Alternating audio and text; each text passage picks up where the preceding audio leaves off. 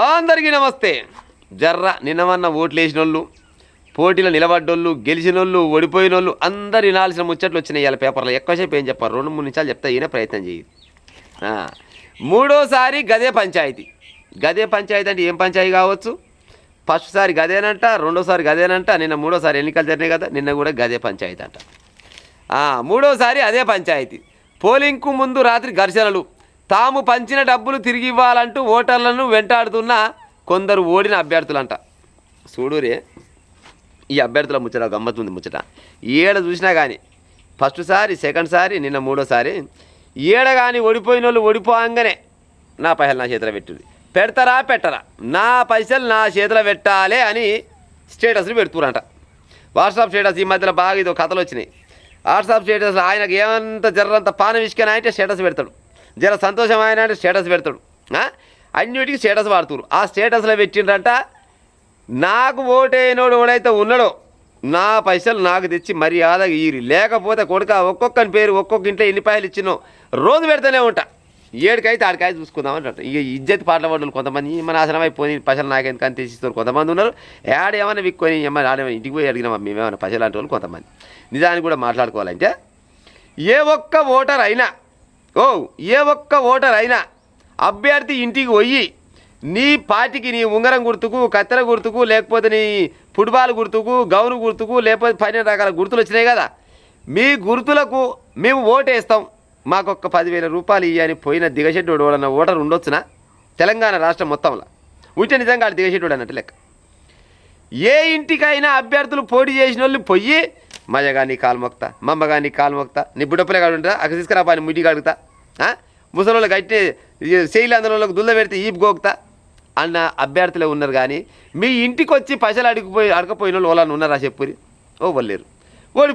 ఓడిపోయినాక మా పైసలు మాకు ఏమైతే ఎట్టి ఇస్తారు చెప్పురి? మీకు ఇవాళ ఇచ్చిరు, ఓటుకు 5,000, 2,000, 3,000, కాడ 10,000, 40,000, 55,000 కూడా ఇచ్చిన వాళ్ళు కూడా ఉన్నారు. మీరు ఇవ్వగానే సప్పో లేకపోతే బట్టలో టీవో ఏదో ఇంట్లో ఇప్పుడు సపోజు ఒక 4 ఓట్లు ఉన్నాయనుకో, 4కి 20,000 ఇస్తే ఎంత అవుతుంది? 80,000 అవుతుంది. 80,000 దండకాలు ఇంకో అంటే ఒకటే అభ్యర్థి చేయడు కదా, 2-3 అభ్యర్థులు ఇస్తారు. ఈ పైలాన్ని కొనబోయి అటెంకలైన తులం బంగారం, 2 తులాల బంగారం కొనుక్కొచ్చుకుంటారు కూడా చాలా మంది ఉన్నారు. మరి ఏమైతే ఇస్తారు వాళ్ళు? ఎట్టిస్తారు? నీ ఇంటికి వచ్చేది అడిగిన వాళ్ళు కాదు కదా వాళ్ళు, నీకే ఇస్తేవి.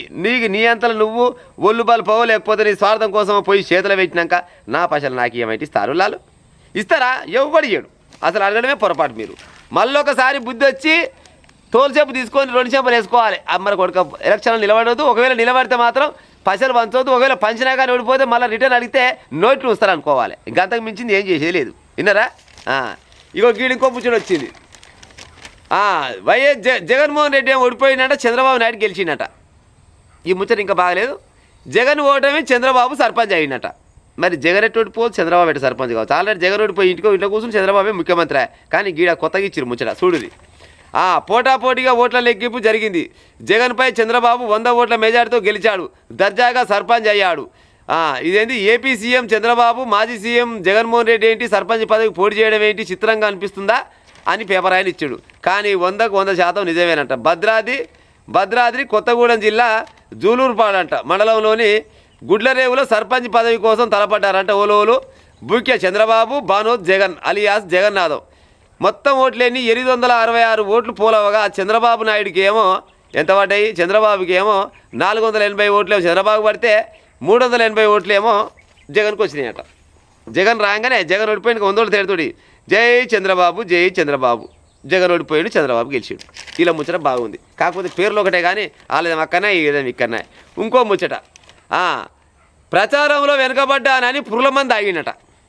ప్రచారంలో వెనకబడ్డాడని పురులమంది ఆగినట. ఈయన ఇంకా గమ్మతుంది ముచ్చట. ఎందుకు పురులమంది ఆగింది అంటే ఈయనంట ఆల్రెడీ పోటీ చేస్తున్నట. పోటీ చేసే ముందర పైసలు కావాలి కదా, పైసలు లేకపోయేసరికల్లా ఈయనకంటే ఎంతో కొంత ఎకరమో 2 ఎకరాల భూమి ఉందంట. ఒక ఆయనకు భూమి అమ్మిండట. భూమి అమ్మేసరికల్లా ఇక భూమి అమ్మిన ఆయన మరి పైసలు ఇవ్వాలి కదా, కొన్న ఆయన పైసలు ఇస్తలేడట. మజగానరా మమ్మగానరా నేను పోటీలు నిలబడ్డా ఈ అంటే ఇగిస్తా అని దగ్గర జరుపుకొస్తా ఉన్నట్ట. ఎలక్షన్ దగ్గర రానే వస్తున్నాయి, పైసలు అవుతున్నాడు, పైసలు పంచిండట. ఈయన మాత్రం పైసలు చేతికి అందలేదు. టైం అయిపోయేసరికి వెనకంజలో పడుతున్నామని ఇట్ట కాదు అట్ట కాదు అనుకుని పోయినట్ట పుర్ల మంది ఆగినట్ట.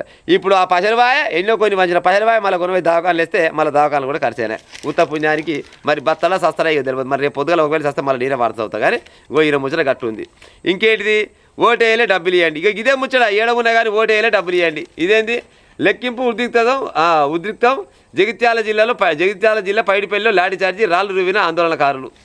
ఇక మొత్తానికైతే తెలంగాణ రాష్ట్రం మొత్తంలో ఓట్లు అయితే అయిపోయినాయి. ఇక పంచాయతీలు అయినాయి, కొట్లాట్లు అయినాయి, ఇవన్నీ అయినాయి పోయినాయి. కానీ ఇక రేపటి నుంచి మాత్రం వాయ్యా ఎక్కడ పోయినావు నాయన నీ అంతలో నీ పని చేసుకోవాలి.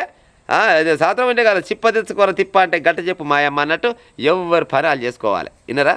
ఎవరి పని వాళ్ళు చేసుకోవాలి. టిఫిన్ కడుతూనే ఉండాలి, పనికి పోతూనే ఉండాలి. అది ఎంత పెద్ద ఆఫీసర్ అయినా కానీ బువ్వలేని అయితే పని చేయడు. సరే అక్కడ పెడతారు కొంతమంది, కానీ ఇంట్లో మాత్రం డబ్బా కట్టుకొని ఓన్ పనాలు చేసుకోవాల్సిందే. గెలిచిన వాళ్ళు సంతోషం, ఓడిపోయిన వాళ్ళు దుఃఖం ఉంటుంది. మధ్యలో తిరిగినోడు మాత్రం ఆగమవుతాడు. అవునా కాదా చెప్పుని ఉంటా మరిగా.